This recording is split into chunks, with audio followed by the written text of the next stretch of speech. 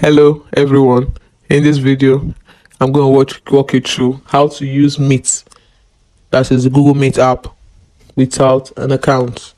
The first thing you do, open up your Google Meet app, and once you do, if you've never put an account in it, you will see the option for without account. You click on it. But if you have and you still want to use it without an account, like I've put in my email.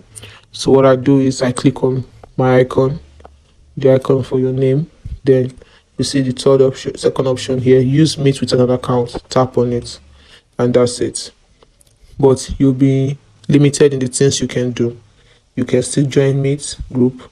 You can still, by entering a meeting code, you can still activate. You can still go through your settings and stuff, but you'll be limited in some things because you cannot start your own calls. If you are using Meet without an account, you can't start your own calls, and you cannot use your own contacts in Meet.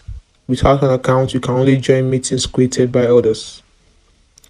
So that is how to use Meet with an account. Hope you found this video helpful.